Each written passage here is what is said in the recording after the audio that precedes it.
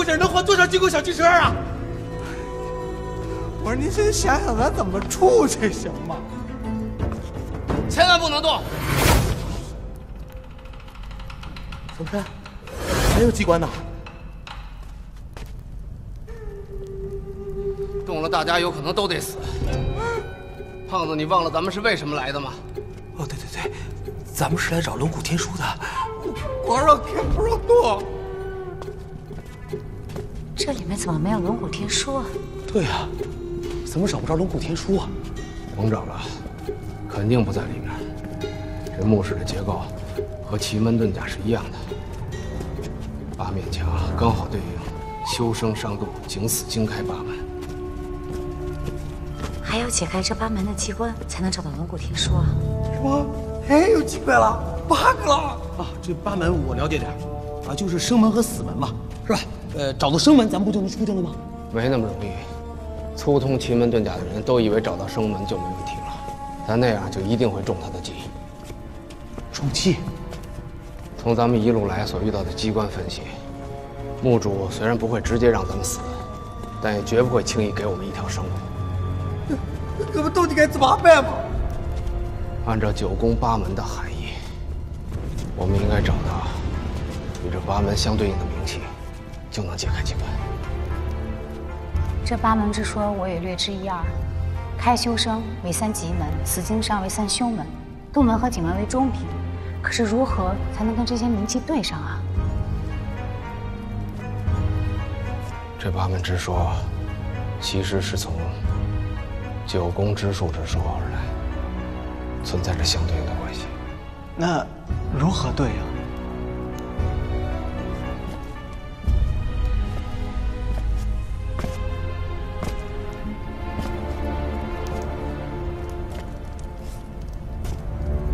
九宫是九书之说所指的9个方位，将奇门遁甲中的八门放于九宫之中，修门坎1宫，死门坤2宫，伤门震3宫，杜门巽4宫，50中宫居中，开门前6宫，经门对7宫，生门艮8宫，景门离9宫，正是这9宫八门。可是这上面也没有明确的说明哪门生哪门死，我们怎么能知道9宫和八门的位置啊？这个简单，有个口诀叫做24为经，68为宗，左3右7带9履，寓居中央。什么东西？ number 什么意思啊？数字。数字我也听不懂啊。老胡啊，你能不能把知识储备降低一点？你说点我们能听懂的。这么说吧，墓室里面的棺椁头都是对着门。所谓带9履1，说的就是头是9，而脚是1。头9对应的位置是离，脚1对应的就是坎。头的两侧是肩，而脚的上方是腿，所以离的两侧是巽和坤，而坎的左右则是艮和乾。所谓左3右7，说的就是左为3震，右为7震，也就是我们要找的9宫八门。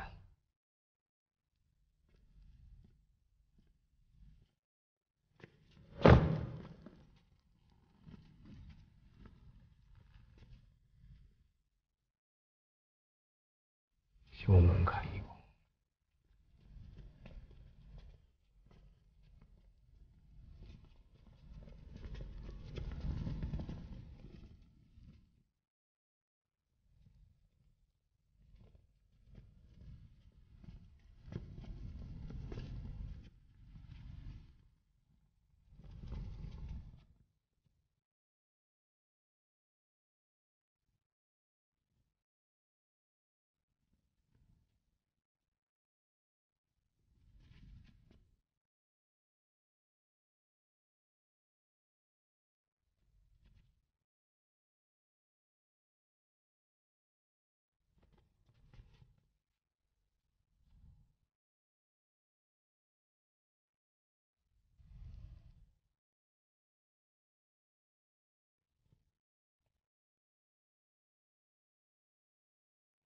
哎，慧啊，您不说看是水吗？这铜像跟水也沾不上边儿啊。看为水只是表象，看在卦意里是众贤之中坚守正道，保持信念。这尊菩萨身披璎珞，头戴毗卢冠，是地藏菩萨。寻宝探险靠一双好眼，闯荡商业江湖靠天眼查 APP。茶公司开公司，胡八一推荐您用天眼查，用天眼查放心。书上说，地藏菩萨几度从地狱中救起受苦的母亲，而且发愿地狱为空，永不成佛的誓言，与这里的意象正好吻合。啊，舍己为人，大慈悲，就得没错了。要这么说，倒也有几分道理啊。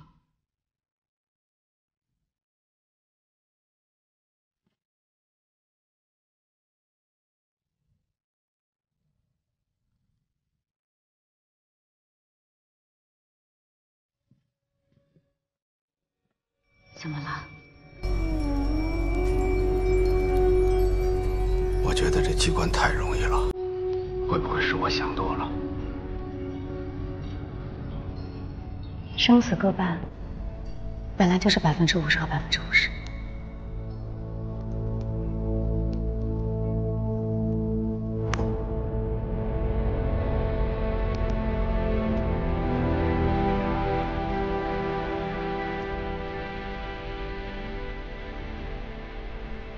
我把我的50也给你。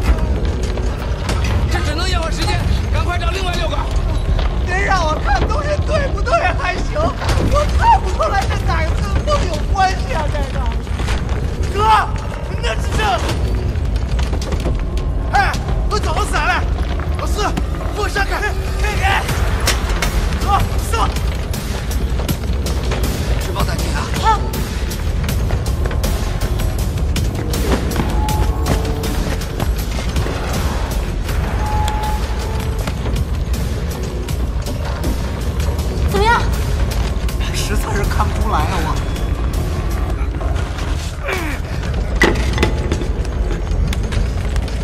看清楚了，我都看过了，就这个最像山了。是把它转一下。等等，珊瑚生于水，与艮为山的含义正好相反。不对呀、举生于石，不动如山。哎，是这玉狗，不是珊瑚。啊！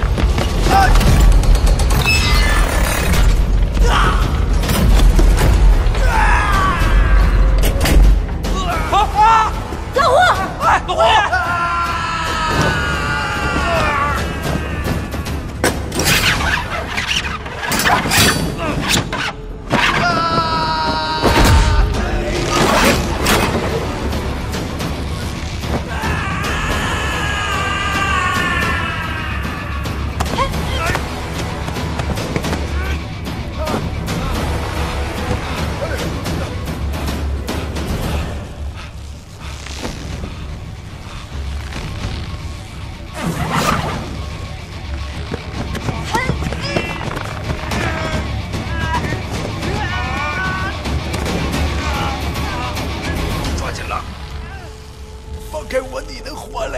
别他妈废话！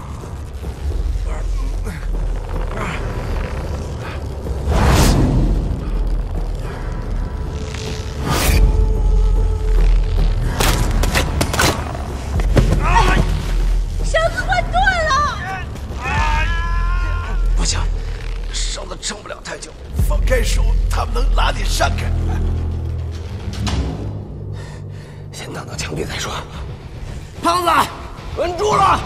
稳住了！胖爷，他腰动了。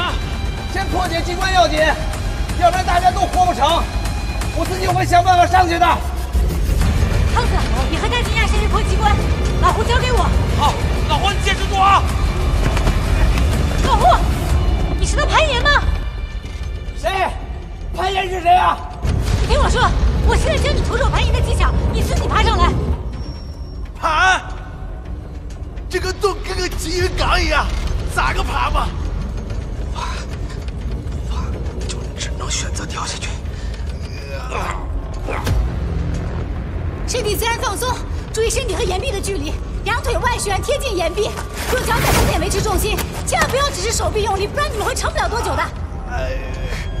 我去找一条好爬的路给你们，你们坚持一下。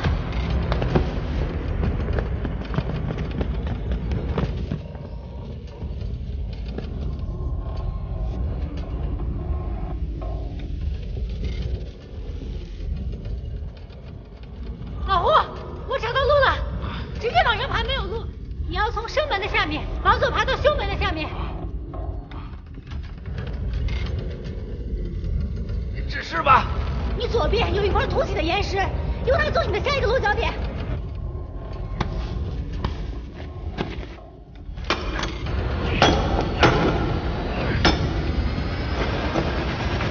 用你的右脚绕到左脚的后面，这样方便发力，重心太高容易掉下去。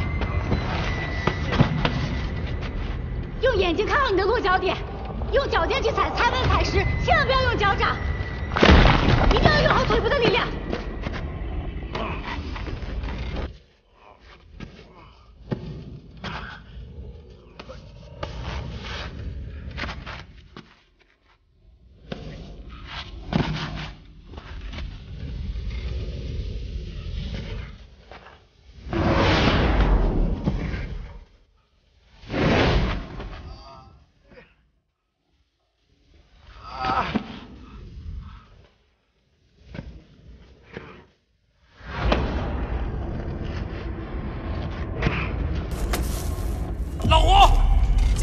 杜门是个木质屏风，是吗？是木质的吗？对，这四大木质，没错，屏风，对吗，辉爷？迅雷木为风，就是他。那好，我动了啊！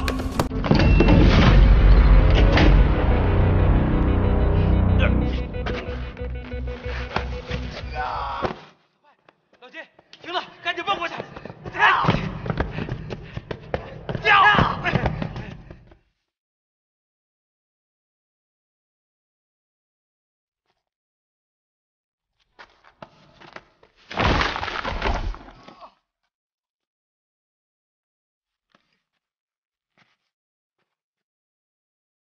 胖子，立功属火，找找有没有跟火有关的。好，警门交给杨参谋长了，我和金爷搞定死门。要动了，赶紧找啊！你专心一点，重心太高了，右腿膝盖往里折，类似于单膝跪地的动作，贴紧墙壁。不用管我，快去接警门。好。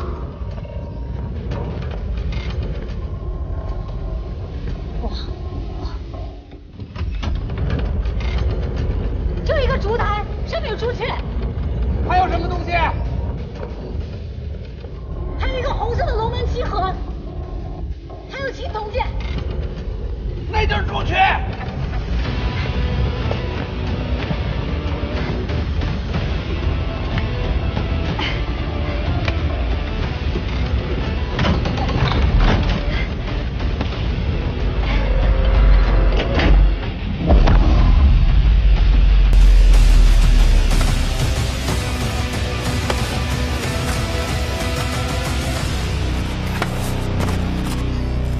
金爷，看好哪个了吗？啊，炎药是止阳，坤就是止阴啊。您看这块血玉，它非得是止阴女体死后腐烂了之后腐血进入玉体之后才能形成。我觉得这特别像。我转他，我转他。啊，别着急，别着急啊！您看那个，这坤它象征女的呀。啊，这黄玉女神，这本身就是一女的。那行，这也像。行，我上来。别介啊，老板，我是觉得这个更靠谱，您帮我参谋参谋。就转他了，转他。别动啊！金爷呀，火烧眉毛了，你给个准信行不行啊？这俩我拿不准，要不俩一块拧？能吗？不行，不行。哎，没路了，怎么走啊？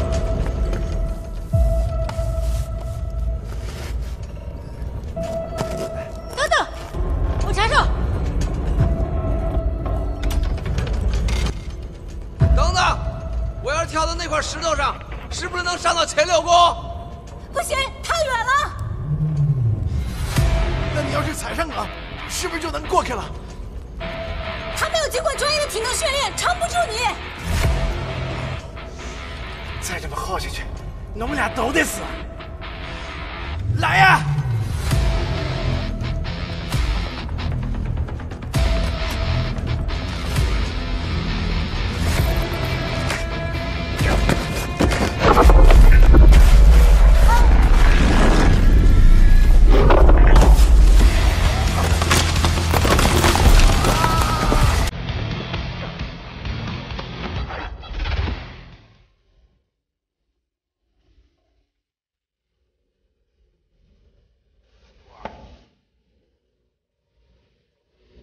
慢点点，坚持住。看来我是要走我那帮弟兄去了。马老板，坚持住，双腿交叉，互换脚点，转身下蹲，重心向后，利用岩壁突出的部分接力。你这样坚持10分钟没有问题。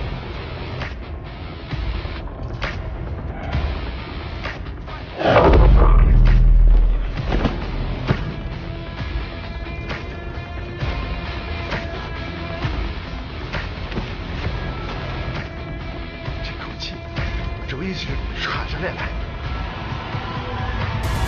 关婷儿，你滚蛋！啊，对，就是他，就他了。好，不是那个金爷，来你拖我一下，我上去。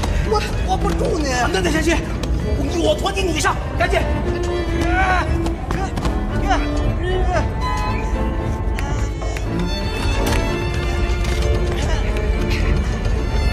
老金，这边靠你了，我去搞定下一个。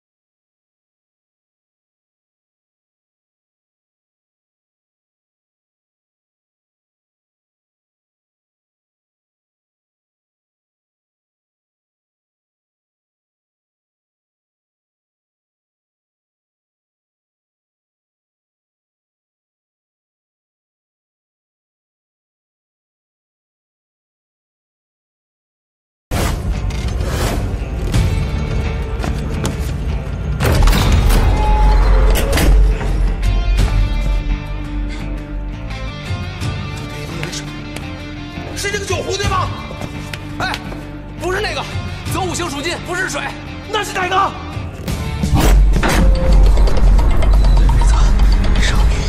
对为造为上女，是金。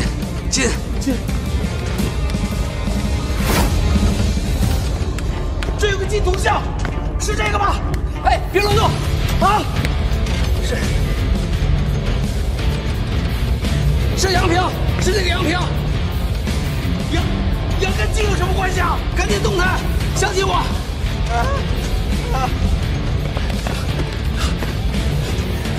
就是他了。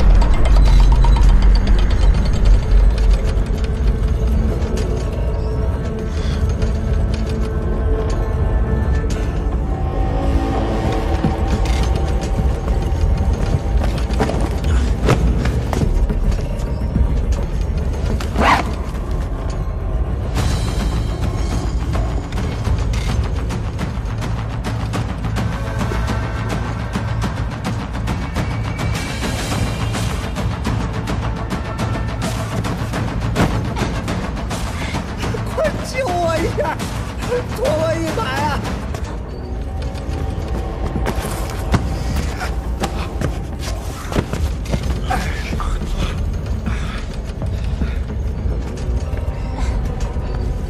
没事吧？老金，你那边怎么样？放心，都好。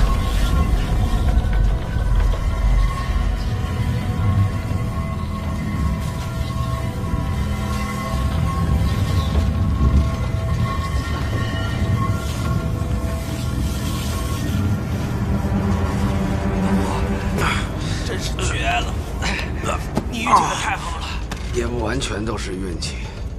古人一直认为羊是外柔内刚的动物。这《诗经·少南》有云：“文王之政，廉之，德如羔羊。”所以我才选了阳平。有谁保佑啊？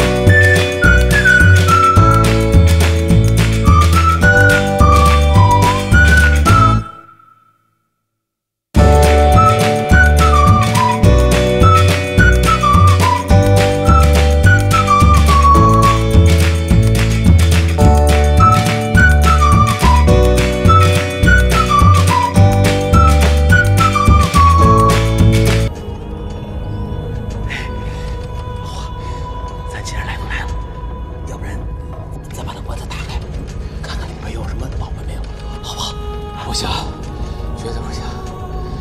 这关中的前辈一定是个高人，不但没有把龙木天书据为己有，当做陪葬品放在棺材里，而且所有的机关都给他留了后手，一路指引咱们拿到龙木天书。咱就别太不懂事了，再打扰他老人家干什么？那这高人是谁呀？是谁他不重要。要心怀敬意，明白吧？也成，反正你甭管他棺材里有什么，他都不如咱的龙母好。是，这个东西值多少钱？这可是无价之宝啊！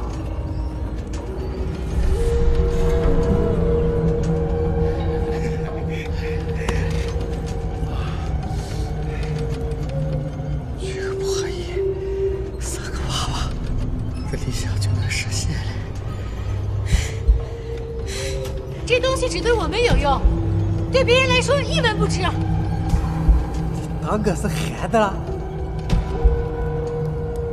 你们才是憨的。老天有眼，把这个最值钱的东西落到我的手里，导致你和这会儿都死了。我的。你干嘛？哎！不是你个说话，你干啥？啊！去关爷，去关爷，站着！站住！站着！站住！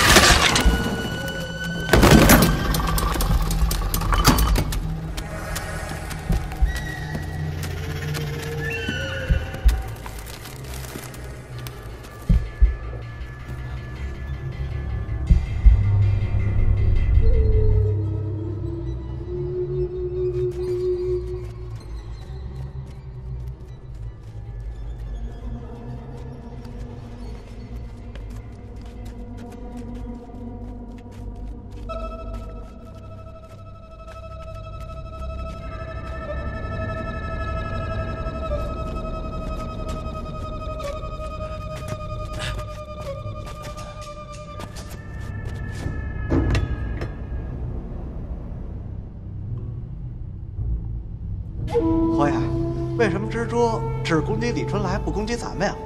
应该是龙骨天书的原因。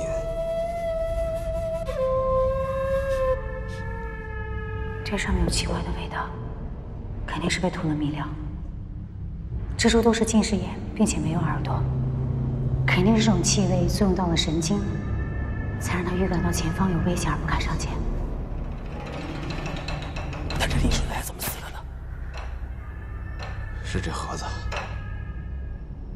这盒子应该被特殊处理过，可以隔绝龙骨天书的气味。李春来如果不贪的话，只拿龙骨天书不拿盒子，蜘蛛就不会攻击他了。人心不足蛇吞象，这都是潜意呀。侯爷，杨小姐，你们觉不觉得这个局设计的就是在挑选符合条件的人，把这龙骨天书带出去啊？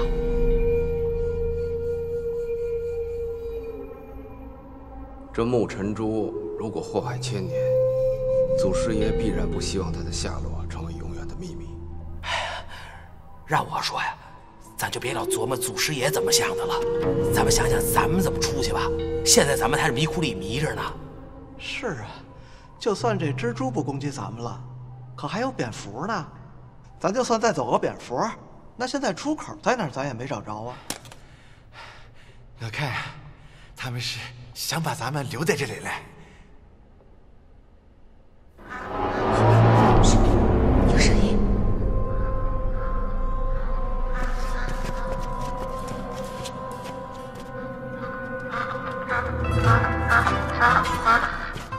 哟，婆婆呢？荷叶，您在这儿逍遥呢？跟着他，动物对流动空气特别敏感，跟着他应该能找到出口。对不对？荷叶，您要真把我带出去，我后半辈子绝不吃鹅肉了。您就是我祖宗，我祖宗。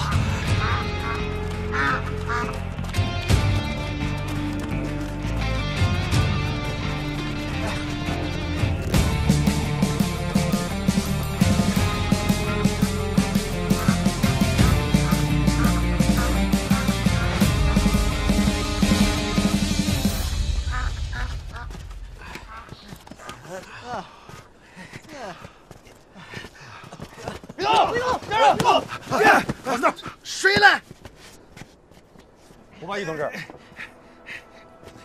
这儿你们都能找来？多亏那位陈老爷子，如果没有他带路，我们还真找不到人。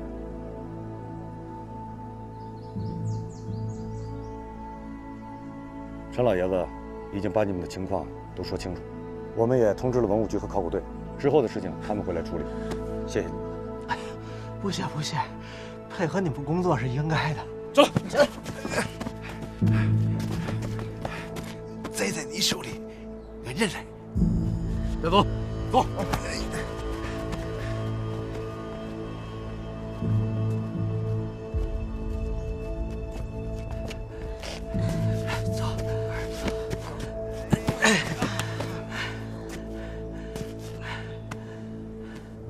不过，这棺材里到底是谁啊？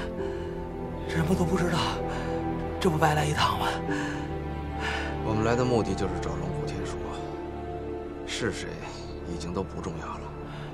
能够跨越千年，得到前人的指点，我们就算没白来，理应谢谢人家。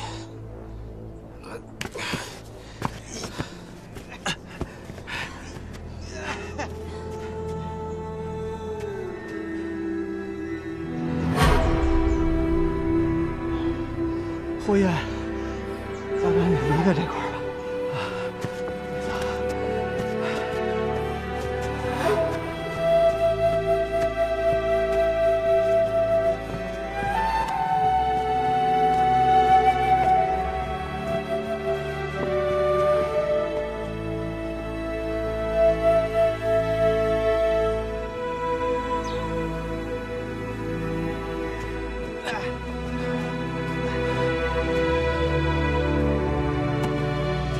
老爷子，添麻烦了。这就叫缘分呐！哎，你小子，我总觉得咱爷儿俩哪股劲儿，他怎那么有点像呢？啊！谢谢你啊，大爷，你跟警察说的还挺明白的。我老头子也不能白拿你小子一张大团结呀！啊！回去吧，这龟甲上的玄机，咱们还得等孙教授给咱们解释呢。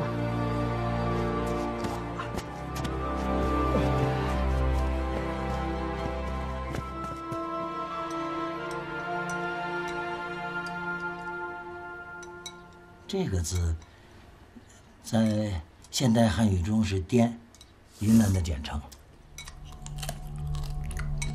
这个字啊是献，贡献的献。但是你们看啊，这两个字在这龟甲上的位置毫不相连，很难找出二者的关系。我还得再查一些资料才行。您这不等于没说吗？合着不能因为那一颠字，我们再把云南翻个底儿掉是吧？老胡，你这面不吃都坨了，要不？孙教授，既然这个“滇”和“县”俩字已经都确定了，那这俩字背后的意思，您应该也知道吧？这个“滇”字，具体的讲，是指古滇国。寻宝探险靠一双好眼，闯荡商业江湖靠天眼查 APP。查公司、开公司，胡八一推荐您用天眼查，用天眼查放心。古滇国是在滇池附近吧？木尘珠这件神器啊，对古代君主有着非凡的意义，它象征着权力和兴盛。所以寻找木尘珠，你就要先知道它在历史上的价值，你这样才能够推断出它可能的去向。那你就赶紧告诉我那珠子在哪儿吧，急死我啊！哎，小伙子，我看你对古滇国有兴趣，那你阐述一下。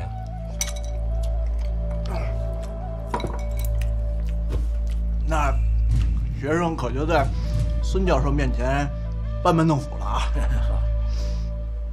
要说起这古滇国啊，哎，那真是一个神秘的王国，史学界称其为迷失的国度。早在殷商时期，它就已经存在了，灭亡应该是在西汉的时代，哎，对吧？据说在他的亡国中期，曾经发生过一次非常严重的内乱，国中一部分人因此离开，进入崇山峻岭之中，过着与世隔绝的生活。自此之后呢，这些人就从历史长河中慢慢的消失了。后世之人对他们全部了解，也仅仅是出自一本叫《拓乎引》哦，《拓乎引义考》。哎，因为这部古书，对不对，孙教授？不错。哎呀，真是人不可貌相啊！你说说他们的领袖。这个学生可就孤陋寡闻了。还请孙教授您提示。大概在商朝晚期，这古滇国有一部分人信奉巫神邪术，这些推崇邪神的人，为了避乱，就离开了滇国，迁移到澜沧江畔的深山里生活。这些人的领袖自称为献王。那这上面的“献”字就是指献王？这么说，我们要找的是献王。这献王墓啊，就是个传说。像这种草头天子，在中国的历史上那数不胜数啊。这史书上对这位献王的记载都只言片语，就更甭说找他的墓穴了。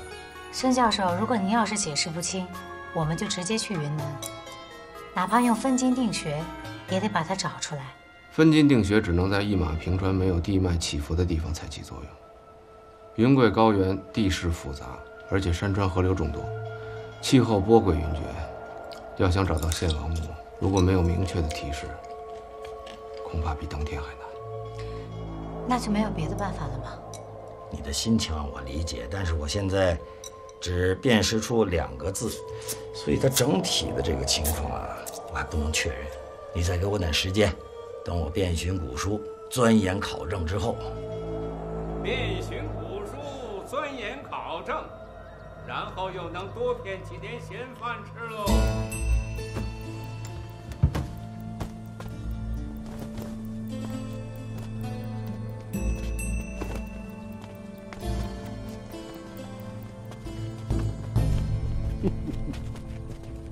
哎呀，现在这教授头衔真是便宜呀，骗吃骗喝，还骗公费旅游，骗了一趟陕西，这不又要骗一趟云南。我与你素不相识，你为何出言不逊呢？路见不平，拔刀相助，不知者不为过，不知又冒之，误人子弟，岂不是招摇撞骗，骗吃骗喝？古文字研究博大精深，岂能随意论断？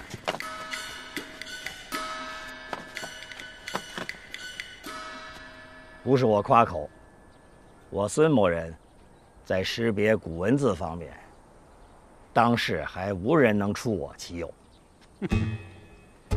当时无出其右，那是因为你比别人活得长，把有些能人都熬死了。那请问您高寿啊？那个我觉得啊，2位呢都是老前辈、老先生。谁跟他一样？老小孩，你说谁呢？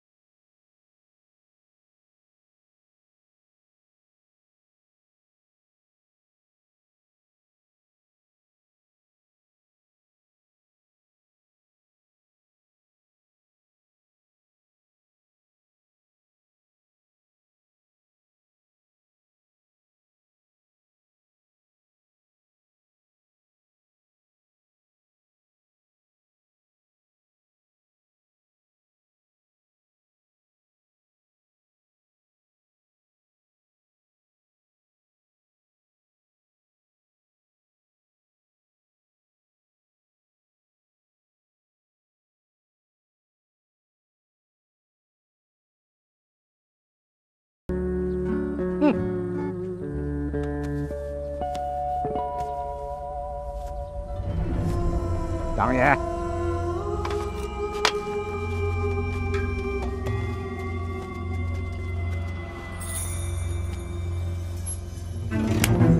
看归看，别动手。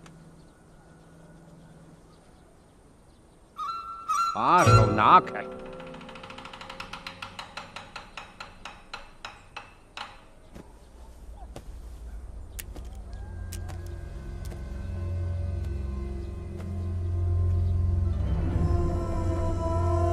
这是献王墓的地图。我知道会有人不信。可这的确是千真万确，是我当年在云南李家山滇王墓找到。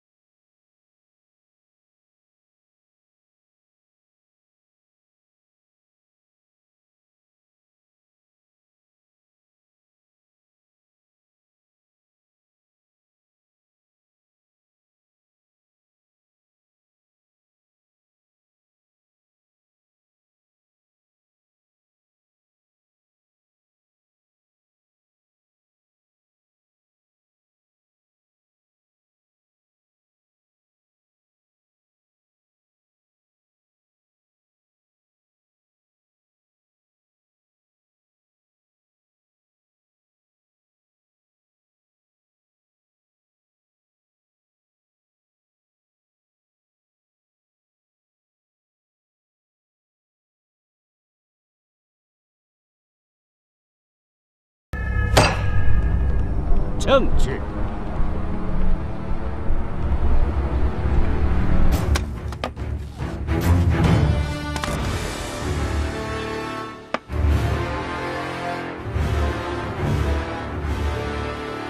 你要什么证据？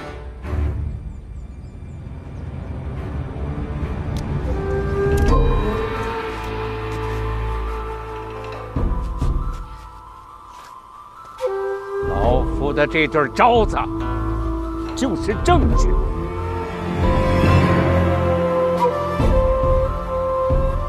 想当年，我带着兄弟众人到滇王墓取得这张图，出来之后，突然发现四周升起一股白雾。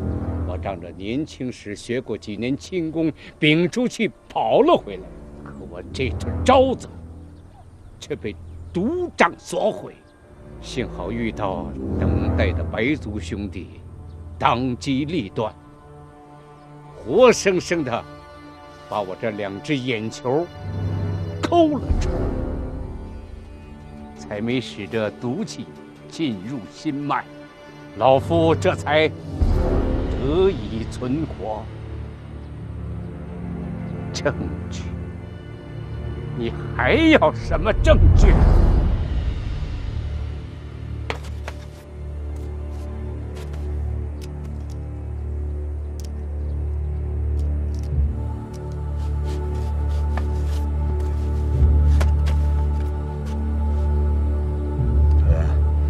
你们接着讨论啊，我得去查一些资料。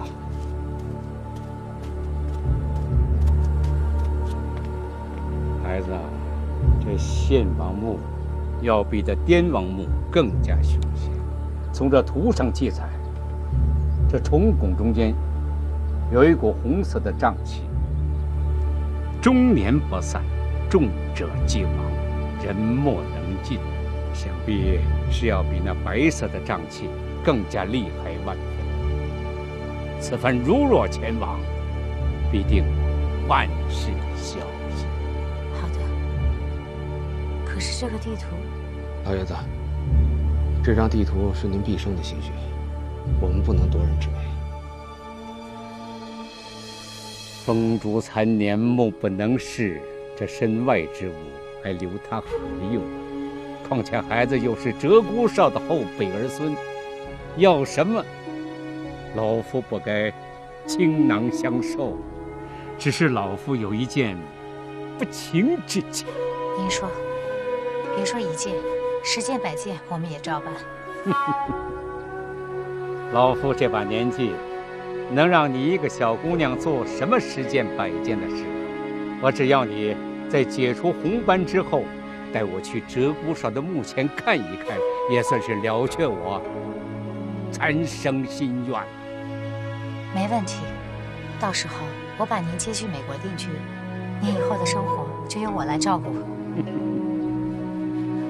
孩子，你的心意老夫心领，可是我这摸骨断相的算命生活也算是乐在其中。往年如能纵情于山水，云游四海，岂不快活美哉？老爷子，此行多谢您的辅助，能认识您这样的传奇人物，吴某真是三生有幸。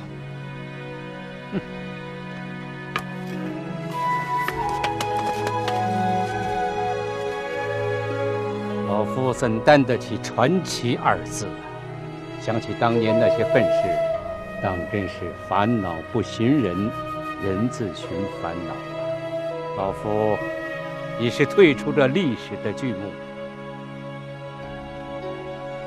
这过去的事情，就当是一本令人回味的书吧。年轻人，后会有期。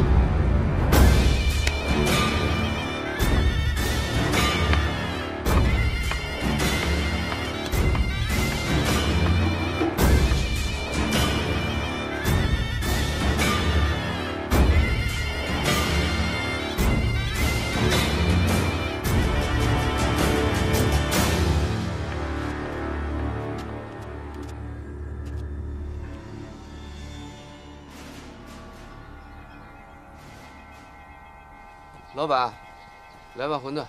哎，2碗。好嘞。你怎么来了？怎么就许你吃馄饨啊？哦。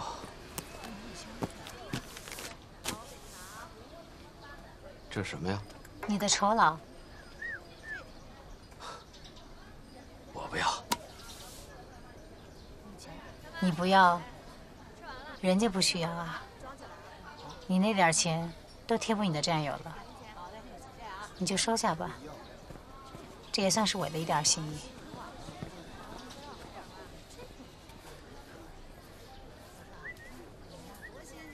死胖子！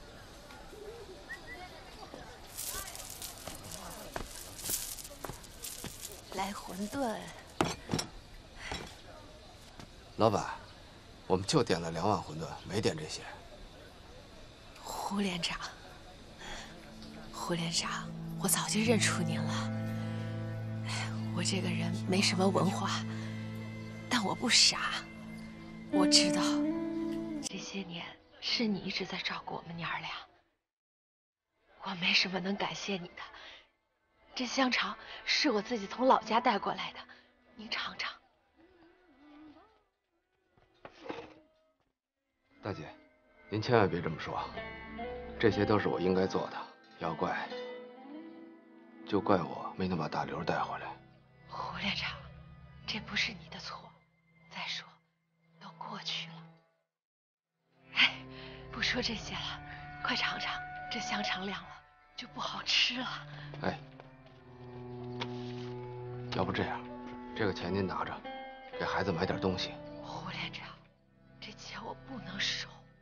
正好你今天过来了，我还想告诉你，以后别再给我们娘俩送钱了。你的心意，大姐心领了。大姐，您就收下吧，不然她也不会心安的。谢谢。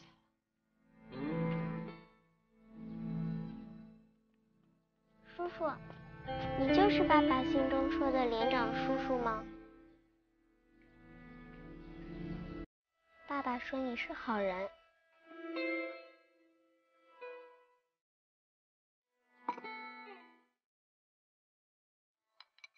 叔叔，你吃，这是爸爸最爱吃的馄饨。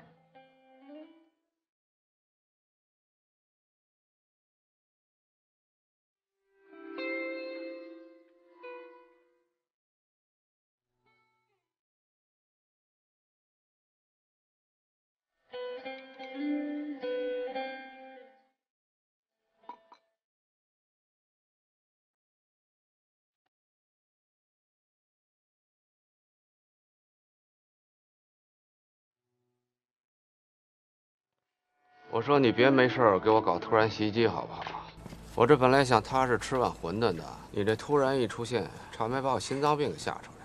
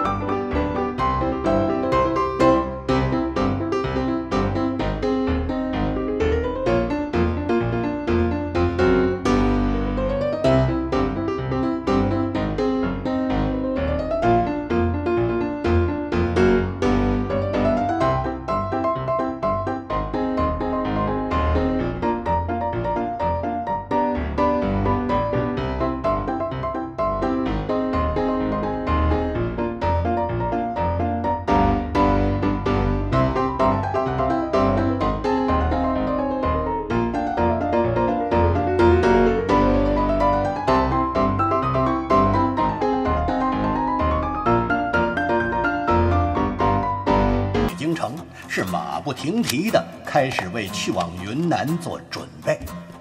您瞧人家这姑娘了吗？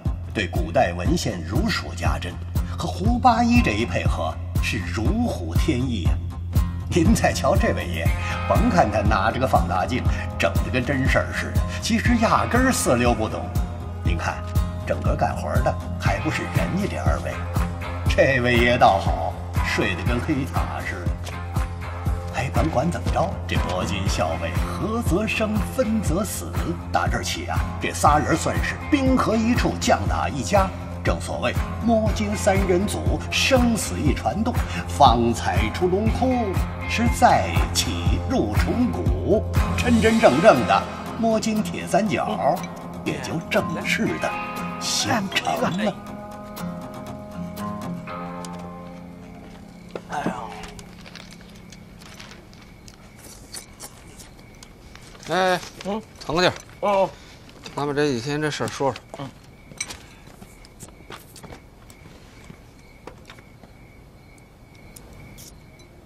看见没有？蛇河澜沧江的一个支流，因为形状弯曲42多米，蛇河路过这座山3300多米，当地人称遮龙山。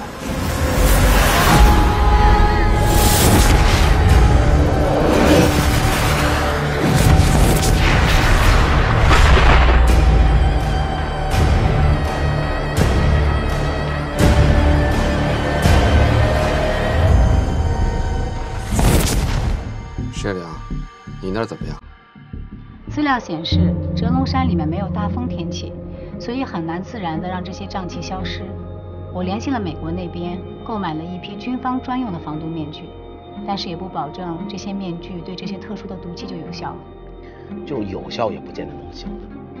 那地儿啊，蚊虫滋生，那附近的山里啊，全是那虫子，这虫子个儿还都特别大。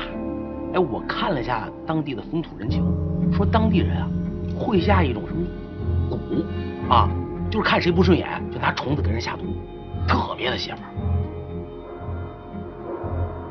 那里地处非常的偏僻，当地汉化程度很低，所以我们这次要多加小心，避免和当地人发生正面冲突。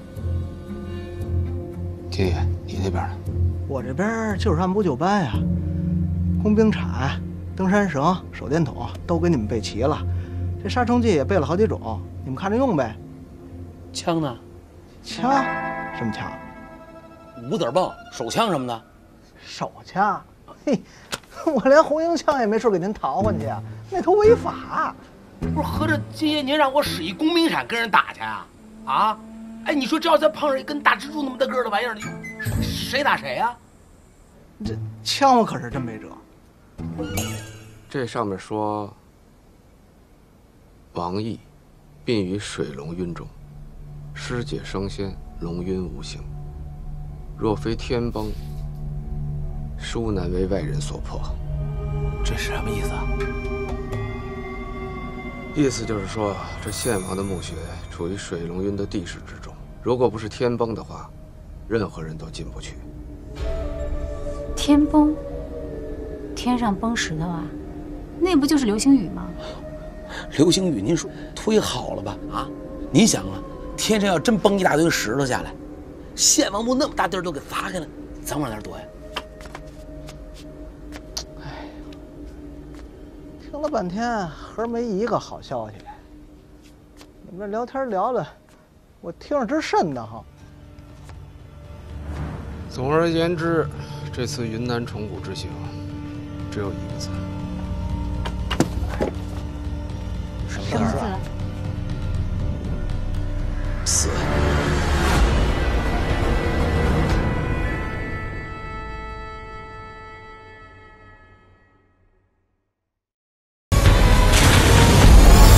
地图绘制于汉代，离现在已经2000多年了。我们估计很难用这张地图来进行参考了。老胡，用你的16字阴阳风水秘术给算算呗。就算把咱摸金的老祖宗请来，也是无从事。咱们千辛万苦的走到这儿，究竟能不能找到木尘珠，这一切都还不知道。这次来云南，我就是有一种不踏实的感觉。组长，昨晚上孔雀带回来那3个外族人，朝虫谷方向去了。